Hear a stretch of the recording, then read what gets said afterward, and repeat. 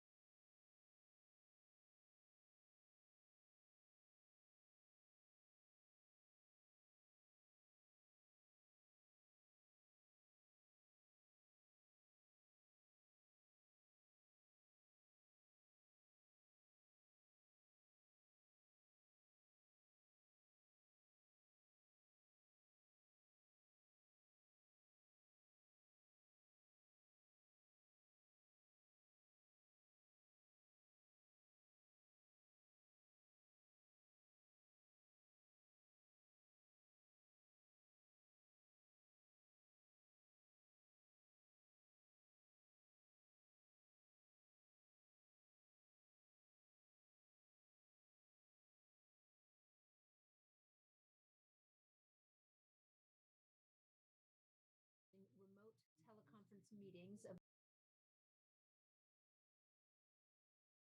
to March 4th, 2022, pursuant to the Brown Act provisions and AB 361, and adopt that resolution in support of virtual meetings. So I think I'm turning it over to Shauna for a moment. So I didn't put together a presentation. I thought that the staff report was pretty together. This essentially will put together the first 30 days. The board will have to make these findings, which, essentially says that there is an eminent health or safety issue for us to stay within this virtual environment. The resolution will need to be approved and adopted every 30 days thereafter if we stay within that Zoom environment. So the way that February works, of course, tonight, should the board adopt this, we'll stay in the virtual environment for tonight's meeting. February 16th could then stay within it. And then as is March 2nd, because of the 30-day time frame, at which time, at the board's pleasure, we could either bring back another resolution to stay in that or come back in-house. So I'll turn this over to the board for your guys' discussion and potential adoption unless district.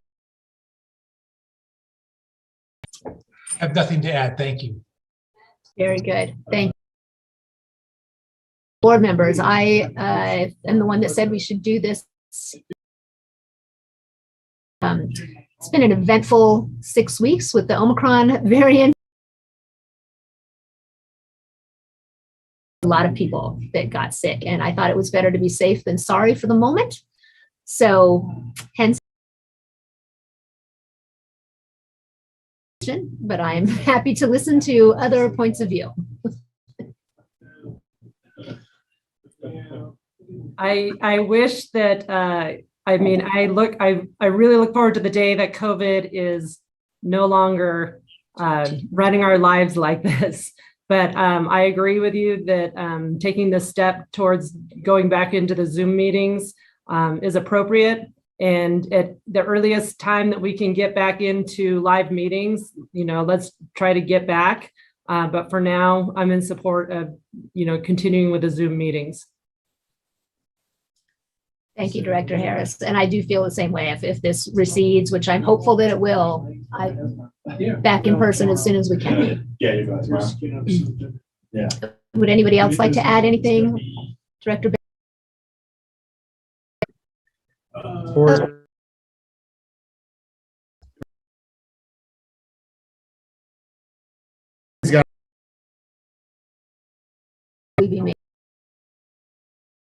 Full support.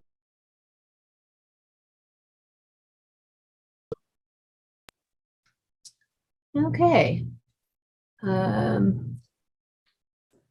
Director Aguirre, would you like to add anything? If the powers to be says we should have Zoom meetings, I'm all for it too. Let's just comply with whatever the ruling is. Thank you. Okay, perfect. So I guess I'm entertaining a motion. Would anybody like to make a motion? Public comment? Oh, I'm sorry. Public comment. Do we have? No, Madam President. Public comment now. I think I'm happy to entertain a motion if somebody would like to make one. Yes. Thank you, Director Harris. Do we have a second? I'll second. Shauna, could we get a roll call vote, please? Thank you. Director Aguirre? Yes. Director Harris? Yes. Vice President Bender? Yes. President Finn? Yes. The record will note Director Laliotis is absent. Okay. Thank you very much. And on a similar note, I am not feeling particularly well tonight myself. So if I do forget things, please feel free to support me and point me back in the right direction here. So we're going to defer the pledge this evening. Do we have any changes to the agenda, Brian? Agenda. President Finn, yes, we do. 21 will a future closed session item. Which brings us to item number 6, which is public comment. So this is time that is set aside for the public to address the board on any issue that is not on the agenda. So testimony related to agendized matters should be addressed at the time that that item is considered. So do we have any? No, President Finn. Thank you, Shauna.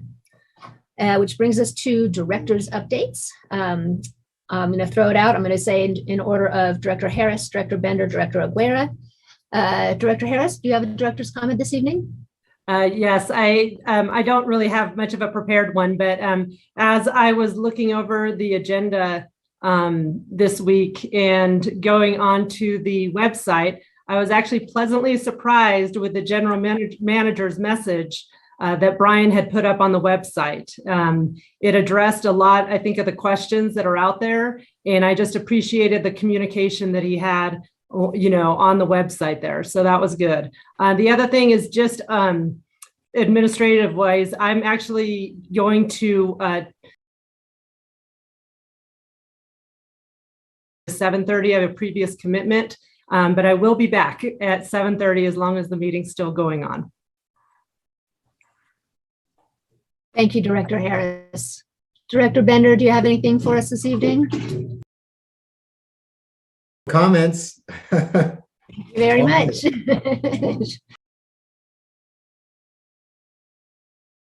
Very good, thank you. And I actually have nothing this evening either. So moving on to our general manager's update. Brian, what do you have for us tonight? Thank you, President Finn. I have a agenda on some presentations, so I'll be brief, but I wanted to, and I included this in my GM updates to the community as well, that I'm very happy to report out the district for our new water utility director and IT directors. Very pleased with the process and the results. Mr. Chad Reed from Quartz Hill Water District, that's the Southern California region near water utility down there. He will be joining us, and happy to bring on board his experiences and skill sets. We believe that he's going to be a great match with the district. To our community and the ratepayers. And likewise, IT director, we had a successful recruitment, and he comes to us from the University of Nevada, Reno, here down the hill from us, as their director of utilities, director of unified communications and network operations. A range of experiences and skill sets that I think are going to be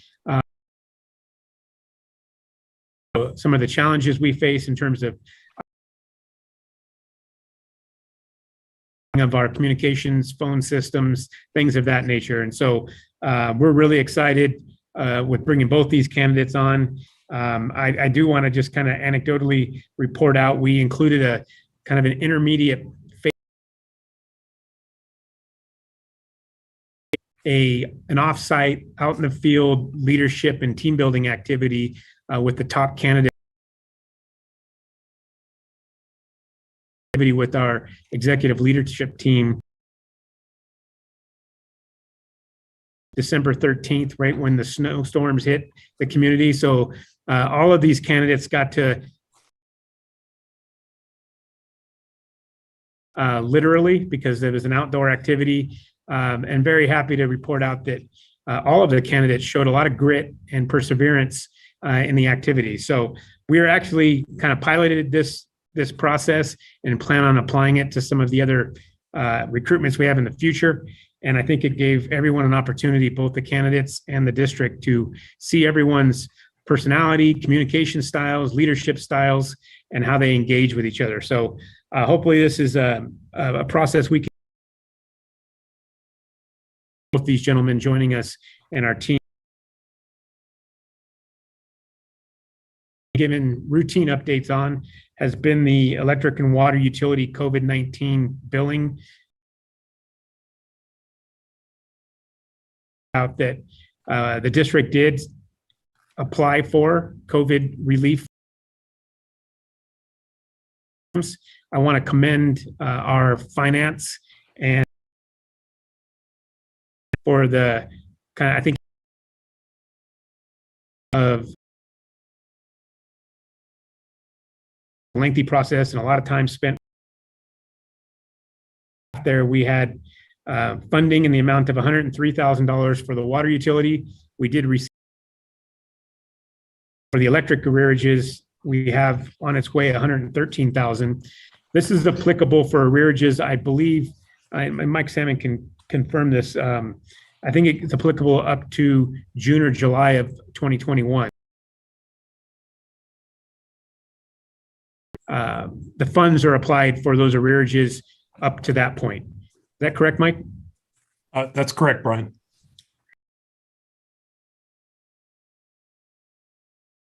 The 90-day accrual right now for the district is, I think, exceeded $300,000. These funds will help get some of our customers, the qualifying customer arrearages back in line. And we're looking forward to, like Director Harris said, getting past this COVID circumstance and getting back to some sort of normalcy there.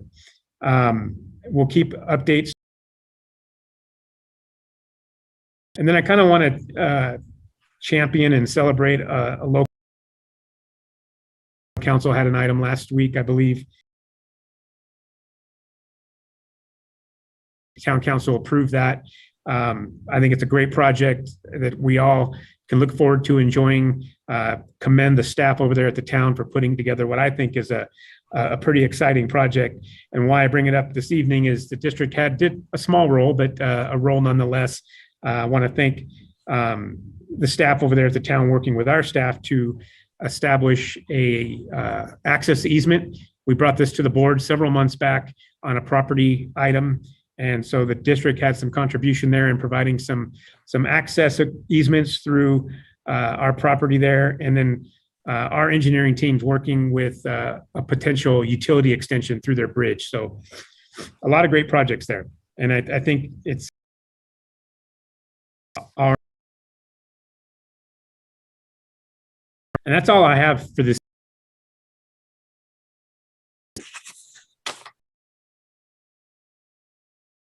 Great. That's good news all around. What a nice update this evening. I'm extremely happy to welcome our new directors on board. We're coming back up to speed and to scale, and that's wonderful.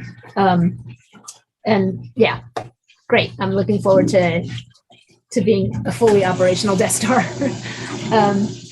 Okay, which brings us into our committee update this evening, which I believe is going to be presented by Stephen Ponsley. Do I have any public comment on the committee update?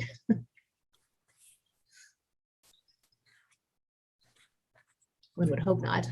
No, President Finn. Thank you very much. So Stephen, I hand it over to you.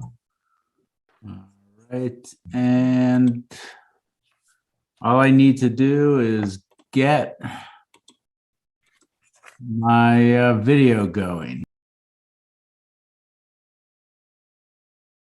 All right, I'm gonna stop sharing for a second and get my video going. Apologize for that.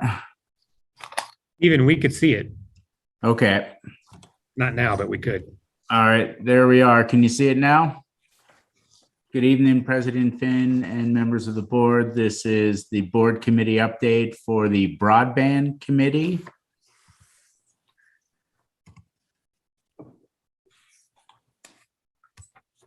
So history on the broadband committee, you've seen it before. It's part of the board's strategic planning process in 2021, and the board established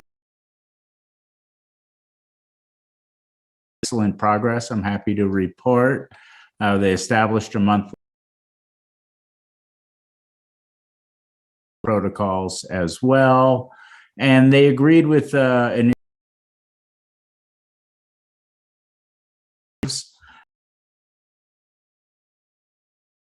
we've seen them before, but the key goals were identify stakeholders, develop scope of work for a feasibility study, identify options for a potential organization structure, that's the models, and then funding, of course, always very important. So they did have their monthly meeting on January 13th, so I'm providing an update for that. They did adopt resolution 2022-01, similar to the one the board adopted tonight for the Zoom meeting remote protocols.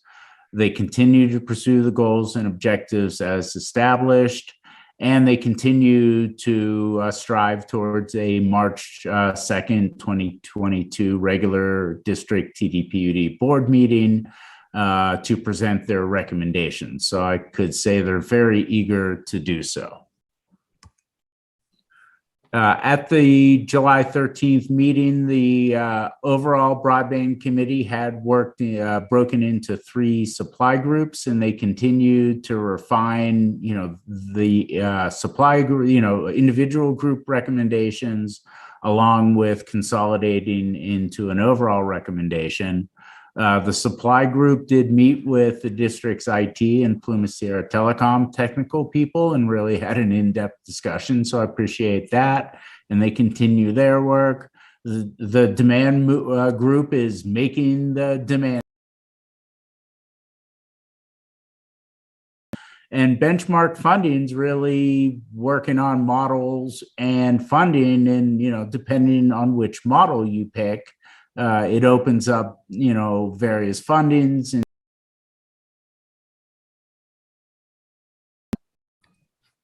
there is no direct fiscal impact with this item.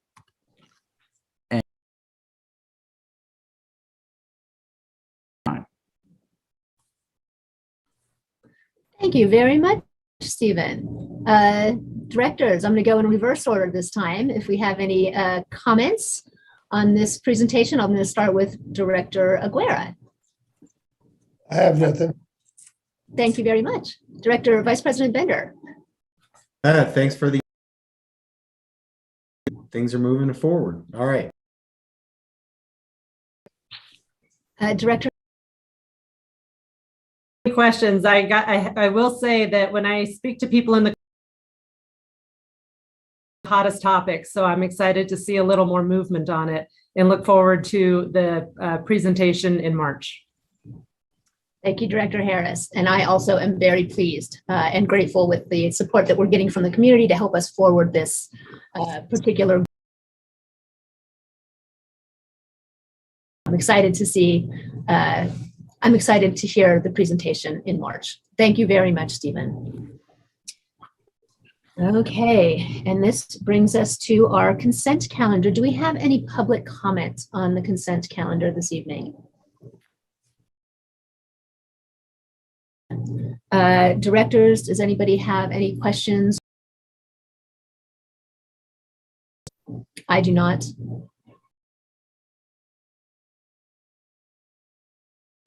How do you feel? Feel good. I don't know if you're able to answer this. Notes I put that there was something in there that says something's not budgeted, but part of Cal OES funds. That item.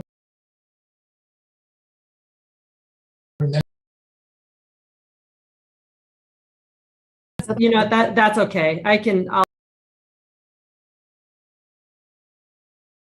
my own information, but I was still planning on voting, affirmative. Okay, I was just saying as a matter of procedure, if even any discussion.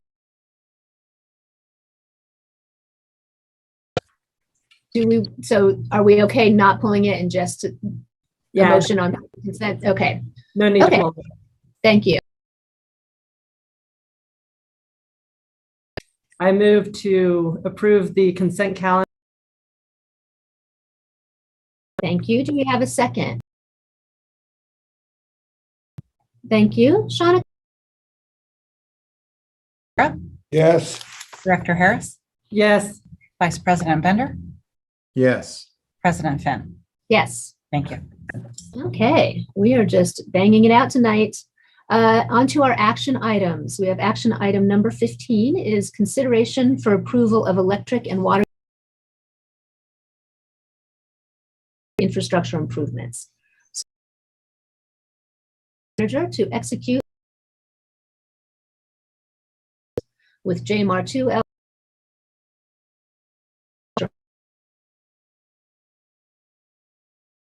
over to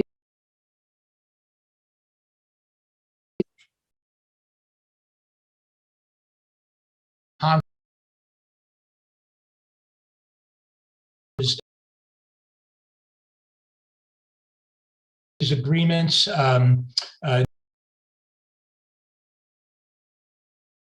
The staff report indicated that I had reviewed these agreements. I have not reviewed that are of the district or JMAR. Myself, and I'm going to stop my video and audio feed. Steve, before you take off, I do have a procedural because I'm going to be leaving here in about 5 minutes. Is it appropriate for me? Will take me. Can you all see that? Thumbs up. Yeah.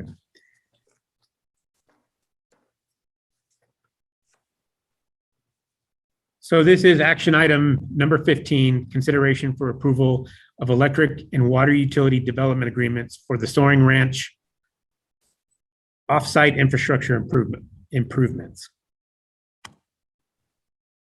So this evening's item is in front of you because in district code, it does specify that applications for new construction and upgrades of infrastructure on the water or electric services that total more than $400,000 in total value require development agreement, 1, and 2, it must be presented to the board for approval. And so a little bit of background here. Pardon me while I move some items on the screen so I can read this.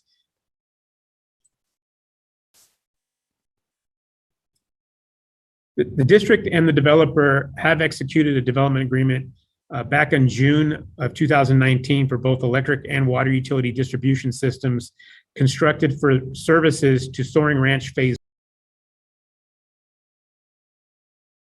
there at the in Jorga Ranch or Jorga Drive included the Raley's Market and some. That was phase 1 was the development agreement that was related to the infrastructure constructed on their development property.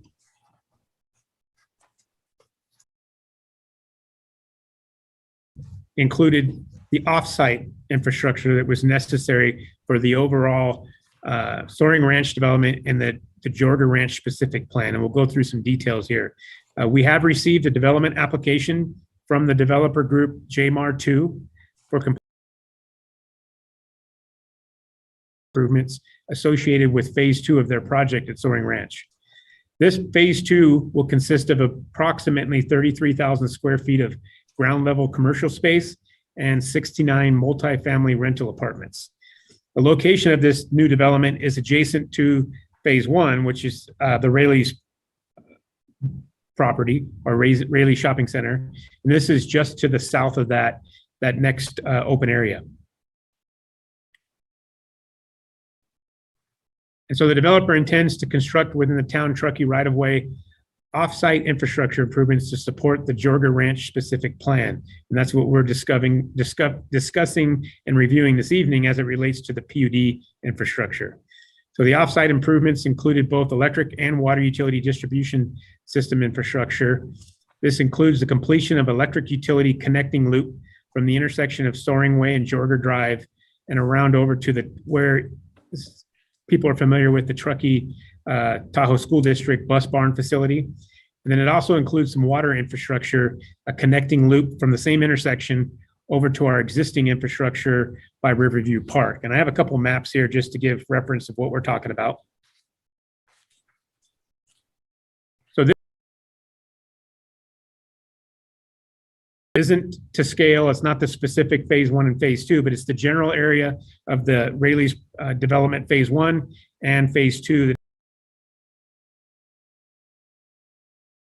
The red dotted line there is the outline or pathway utility infrastructure will connect where the TSD yard is. And so the purpose of this is it provides a looped connection for the district's water infrastructure so that we can adequately supply needs for these developments. There's a similar development of an infrastructure improvement for the electric side. And so that same pathway, but for the electric utility, we don't have existing facilities at Riverview Park. So the connection is closer to the bus barn. Basically, utility infrastructure. And so both these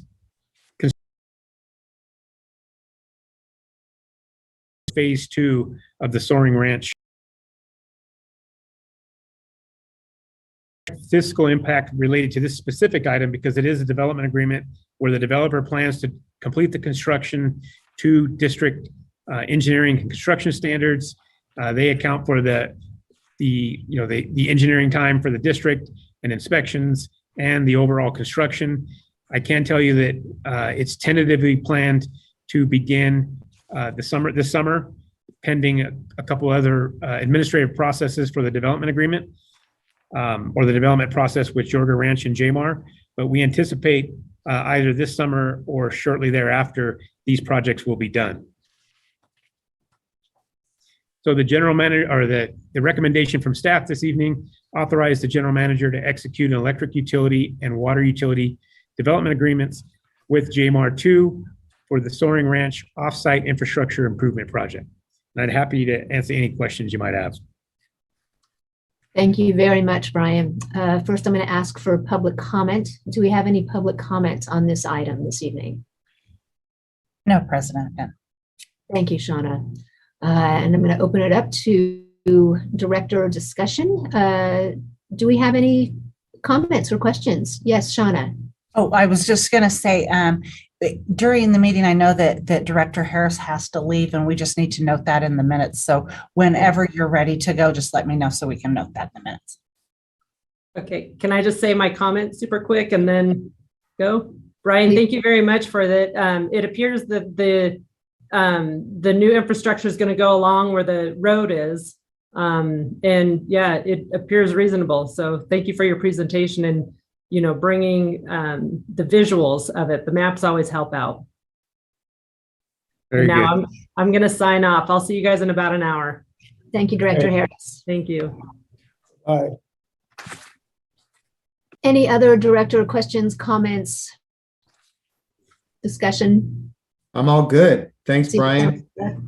Yeah, I'm all good too. It's a development. They're doing it. We are going to turn on the water and the lights for them at some point. So I also am good. Director Aguera, are you confident? I'm okay with that. I went over it a little bit with Brian before the meeting. So I'm okay with it as it was presented. Great. Then do we have a motion? I'll authorize the general manager to execute electric utility and water utility development agreements with Jmar 2 LLC for the Soaring Ranch offsite infrastructure improvement project. And I will second that. Oh, So we can both second it. go ahead. Can we get a roll call, please? Thank you. Director Aguera, Yes. Vice President Bender, Yes. President Finn. Thank you. I will let District Council Gross know that he may come back. Very good. Thank you.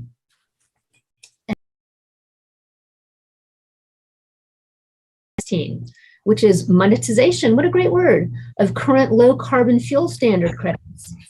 So we've got two pieces to this. We're going to authorize the general manager to execute an agreement with Northern California Power Agency to enter into their market purchase program, which facilitates the sale of LCFS's credits on the district's behalf, and also to authorize the general manager to sell district-owned low carbon fuel standard credits in the LCFS market of a quantity up to 1,100, which is estimated to result in an unbudgeted revenue and restricted cash funds to the district in the amount of $148,000 to $150,000 2022 and then hereafter annually. I will mute. Thank you. Great. Good evening, President Finn and the board. I am on the monetization and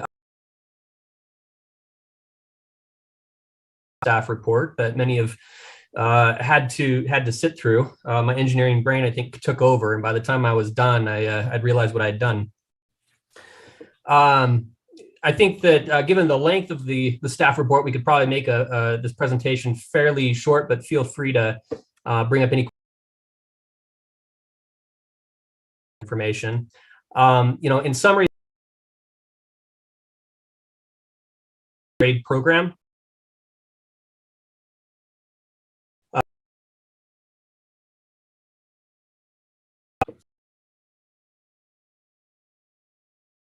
That offsets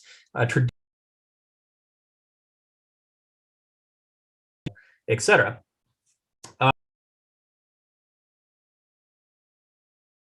Serving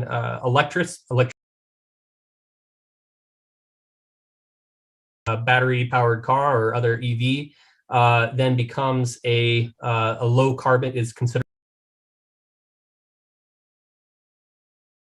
standard internal combustion engines. So we are considered as being a 2017, the board approved the district to in the LCFS program through CARB and start earning credits for any electricity sold that specifically fueled transportation equipment. The credits we earn in two different ways. The first way, which is the vast predominance of the credits that we earn, are through what CARB calls non-metered EV charging. And it's an estimate that CARB puts together based on DMV registration of new. We have some special math on their end that they use to estimate how much electricity use of those electric vehicles in our territory that we also earn credits for transportation electrification, and those are essentially the district owns around town at Meadowview Park, at the train depot, and at Pioneer Center. And in terms from the EV chargers is very, very small comparatively. Just a couple of terms that might be useful: fuel pathways, LCFS program, and LCF credits. I think we kind of went over them, but I think the fuel pathway might be a good one to review. That is the energy source that is used to fuel the transportation vehicle. So in our case, any electricity that is used to replace traditional fossil fuels in transportation. Before I go any further, can I ask if there are any questions about the background of LCFS program or what these credits are? I do have a quick question about pathway credits. What about people who charge their vehicles in their homes? Right. So that's considered a part of the non-metered EV charging.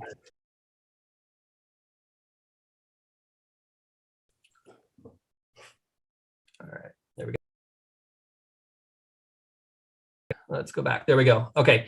Don't worry, I'm not going to go into all of the statistics and whatnot. I think the big takeaways here are the numbers in that box there. We registered in 2017, and that's when we started earning credits. And we earned credits on a quarterly basis from CARB. To date, we have not sold any of our credits. And so our account balance has continued to accrue.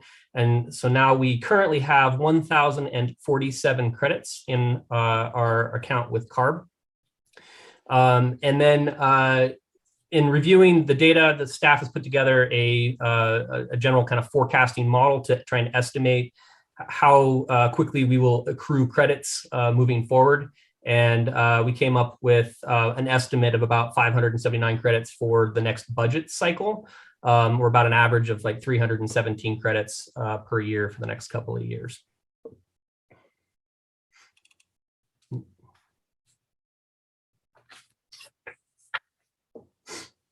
So one of the reasons why we are recommending to sell these credits now is because the credit market right now is seeing somewhat of a downward trend. And what you see on the plot here to the left is the historical performance of the LCFS credit market. And as of Q4 2021, I think the value was in the mid $150 range. All of the research that I've done to date shows that it's dropped a little bit further to about $142. The exact value will depend on the sale itself, but that's approximately what we're looking at. And the intent of the program is to accelerate market adoption of low carbon fuels. So given that each credit represents a ton of avoided carbon emissions, we would expect that if the program is successful, that the market price for our credits will continue to decline as the program becomes more and more mature, until finally all of the fuels are replaced with low carbon alternatives. Such that it really doesn't make sense for us, economically, to hold on to the credits for any longer than we need to.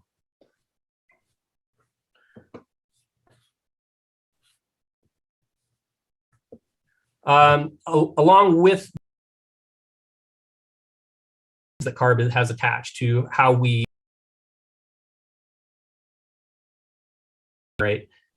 funds that we receive from the credits have to fall within the general category of transportation electrification in terms of how we spend them. Thankfully, they do provide us with some amount of freedom to discern within those boundaries how to spend. Provided on screen here. They kind of fall into two and the other being market outreach. Two very specific and those are the Clean Fuel Reward Program, which is a statewide program where folks get a point of sale rebate or discount on electric vehicles from the showroom floor. And beginning next year in 2023, 2% of the credits are base credits, not the pathway credits, just base credits, have to be spent, have to be given to the CFR program. In addition to that, CARB has some equity requirements for how the remaining credits are spent. The remaining credits are called holdback credits. And starting this year, 30% of the holdback credits have to be spent on equity programs or equity areas. And then that increases 10% each year after that, up to 50% in 2024 and thereafter.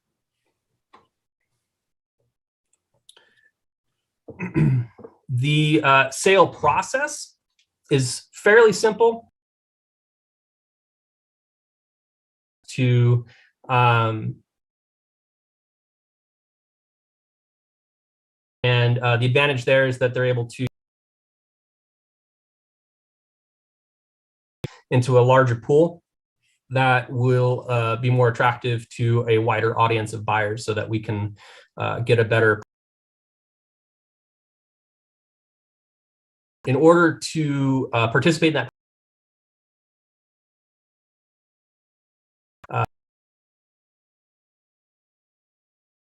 allow NCPA to sell the credits on our behalf. Once we are a part of that program, then we simply transfer our LCFS credits in CARB's online tool over to NCPA in order for them to sell on our behalf. and then we report the proceeds to CARB in our annual report thereafter. One important date to note is that NCPA is currently expected to do their next LCFS pooling and sale in March 31st is the date that they reported to me.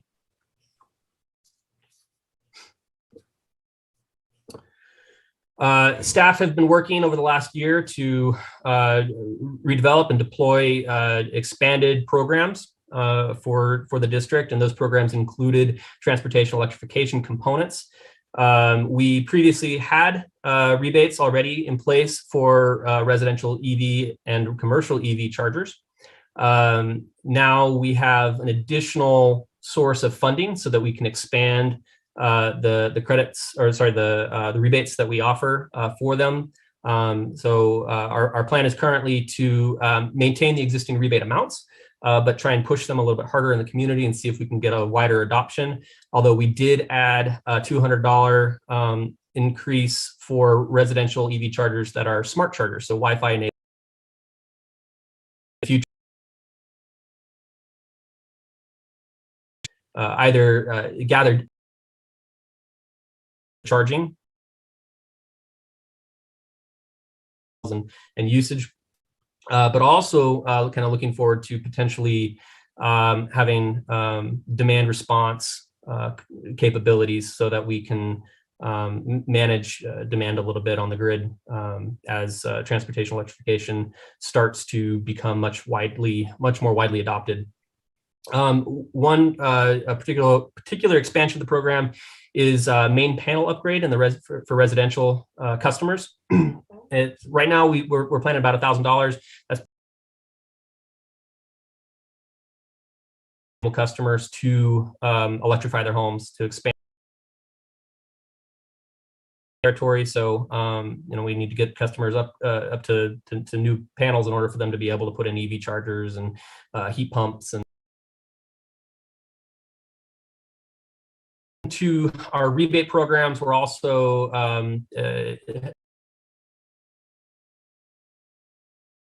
could incorporate some of this into some of the programs and activities that they currently do with our income qualified customers.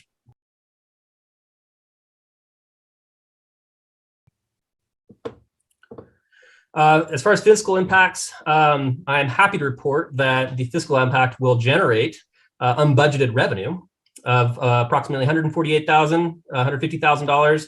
We'll know specifics once we see what the final sales price is, but it'll be in that neighborhood. And then with an estimated about $45,000. The funds will be deposited in a restricted cash account because there are strings attached, as we previously discussed.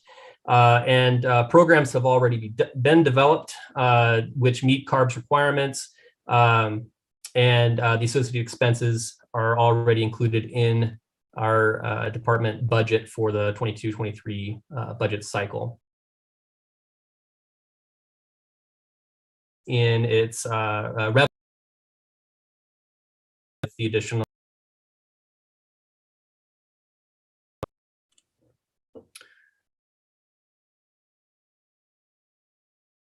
an agreement with the Northern California Power Agency to enter into NCPA's market purchase program and to authorize the general manager to sell district-owned low carbon fuel standard credits in the LCFS market up to a quantity up to 1,100, which is estimated to result in unbudgeted revenue and restricted cash funds to the district for year 2022 and annually thereafter. And if you guys have any questions, I am happy to answer. Thank you. Great. Thank you very much, Stephen. First, I'm going to ask, is there any public comment on this presentation this evening? No, President Bennett. Thank you, Shauna. And now I will open. And I'm going to start with, there's only three of us, so Director Bender.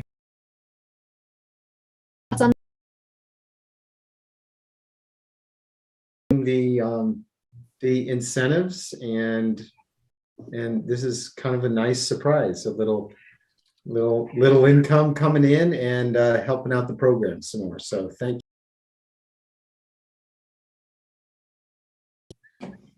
Director Aguera, do you have any questions or comments? Well, I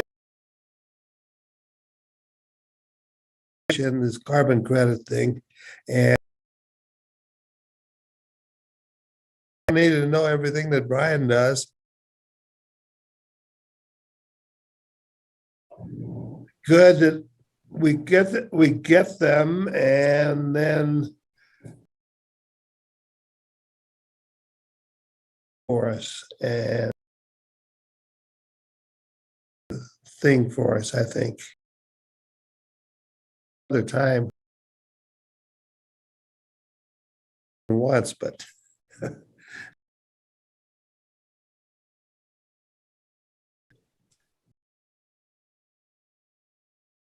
Just have a few nuts and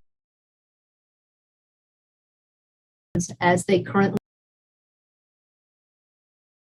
simply don't have knowledge of. For example, how much does a charger cost and how much does a smart charger cost?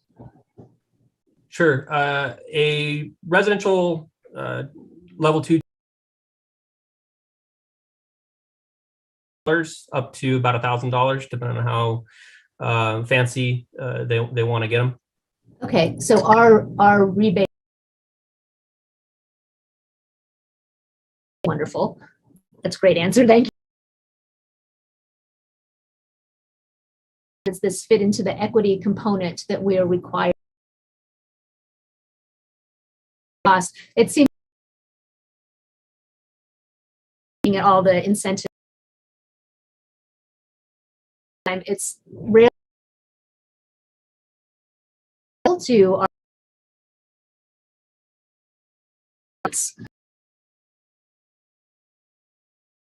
we have to leave it. That was that. That was the equity situation. Do we have, I mean, I guess this is, do we get credits for the renewable biodiesel that we, with the town and the fire district? I think we entered into that agreement. We don't currently have a fuel pathway established with CARB for the renewable biodiesel, and I'm not too aware of any of the circumstances around that. Okay. Excellent. And I think that's it for now. What are we, do we have, I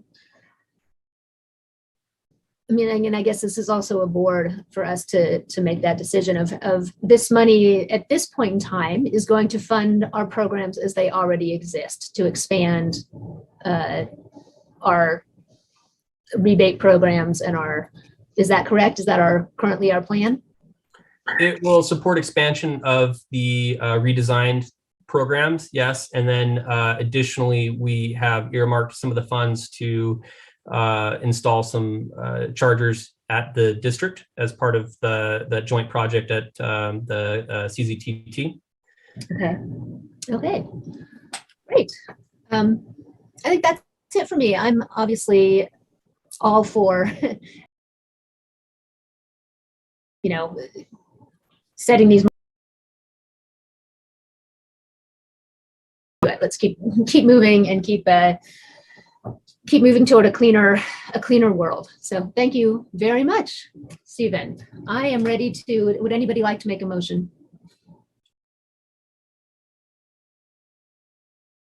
Thank you, Vice President Bender. second. Thank you, Director. Thank you, Director Aguera. Can we get a roll call vote, Shauna? You bet. Director Aguera, Yes. Vice President Bender. Yes. We'll note that Director Harrison Which brings us to action item number 17. 2022 construction contract, award the district doing a bad. So we were of $2,681,030 allowance for $268,965 for a lead $2,900 in. Thank you. Hear me? Yes, I can. Going to.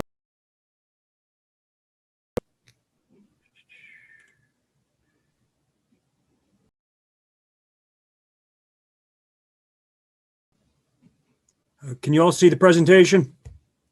Yes. All right, so, Go. as President Finn noted, this is action item number 17. As the board is aware, the water department has an ongoing need to replace existing pipelines. The proposed pipeline replacement project are prioritized based in large part upon the following considerations.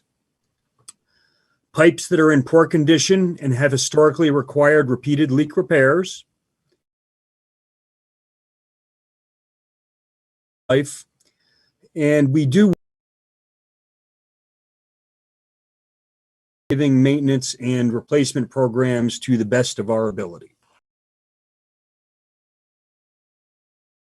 Project for 2022 entails approximately 7,000 feet of pipe at 3 locations, Bullpine Trail and Donner Trail Road. The second is Copenhagen Drive and also Swiss Lane. And those locations are shown here on the map. So the bid opening was held on January 11th. 5 bids were received. All 5 bids were responsive. As you can see on the chart, C&D Contractors from Nevada City was the low bidder. Now, in addition to the construction contract, we will have some related contracts, one for construction inspection, one for environmental services, and one for geotechnical testing. The contracts for construction inspection and geotechnical testing were approved by the board as part of the annual procurements back in December of 2021. Pipeline replacement projects are a core component of our 10-year Water Department capital improvement program. And as was noted previously, the bid price from C&D Contractors was $2.68 million. A 10% change order allowance is recommended with a total authorization of $2,950,000. So the fiscal year 2022 budget included just under $2.4 million for pipeline replacement. That total was based on an assumed project of 5,500 feet at an average cost of around $433 per foot. The total cost of the project we are currently looking at is estimated at little over $3.1 million when including the change order allowance and the outside consultants. The factors driving up this total project costs are an increase in the total footage. So we're now looking at just over 7,000 feet of pipe. The average cost is just about the same, marginally higher, $441 per foot versus the $433 that we estimated. And I think as the board is aware, we are definitely experiencing volatility in the pricing of construction materials and labor, and we are looking at long lead times for some material procurements and deliveries. The materials on this project are relatively straightforward and simple: pipe, valves, fittings of that nature. And we did go ahead and perform this bid process earlier in the year than we normally would. We would typically, in a pre-COVID situation, we would have been bidding this project in March. However, we did accelerate that process into January in order to try and address some of these material shortage issues. The water department has sufficient funds to cover the potential overage in comparison to our expected 2021 year-end fund balances for the water department are outlined here. 4.7 million in the water department operating reserve, and about 1 million in the water department capital reserve. And the water department is working towards debt issuance to fund capital expenditures as described in the fiscal year 2022 budget. So the recommendation before the board this evening is to award the district pipeline replacement 2022 construction contract to C&D contractors, $1,035, plus a 10% change order allowance of $268,965 for a total authorization not to exceed $2,950,000.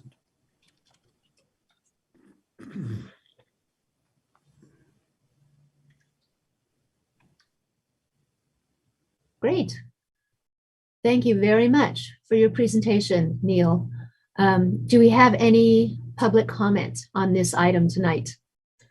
No, President. Thank you, Shauna. Directors, do we have any questions or comments on this particular item? No, let's get some pipe in the ground this summer. Apparently we are. I feel exactly the same way. Yes, Director Aguirre, I'm sorry. This is Neil. When is this project supposed to begin, or when are you shooting for? Assuming that the board moves forward with an award this evening, we would expect construction to likely begin sometime in May.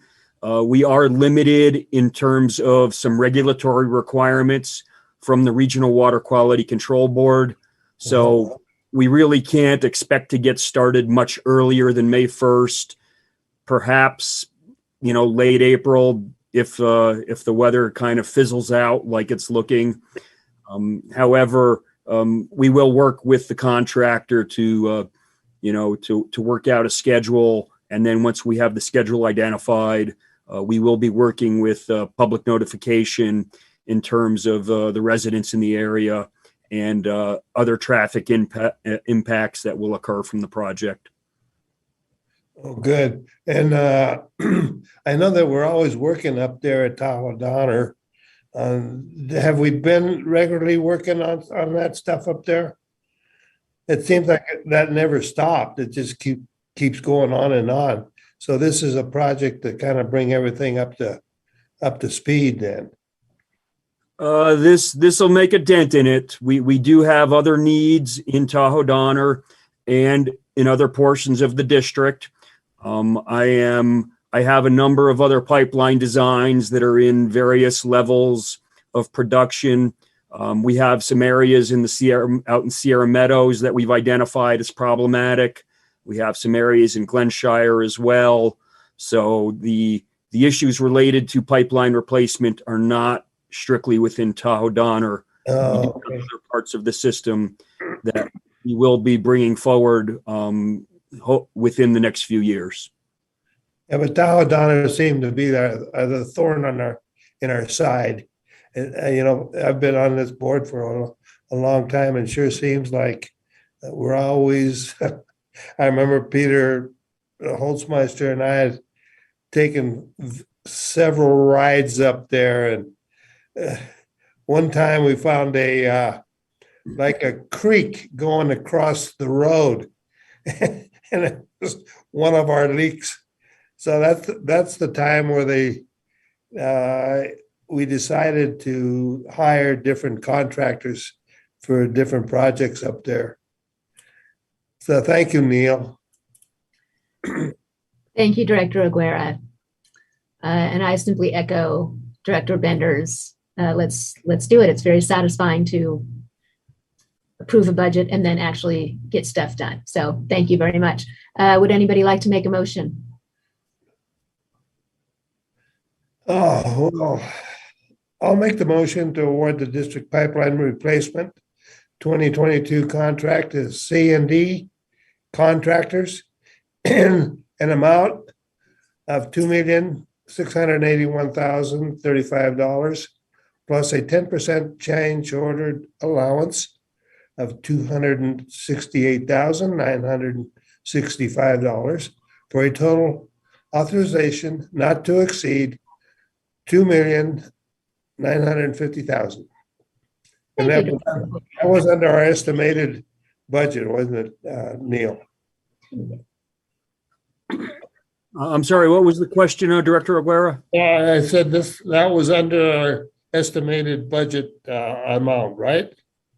It's a little over the amount that was included in the budget, as I previously discussed. Well, I thought On a per foot basis, however, we are right in line with what we were anticipating.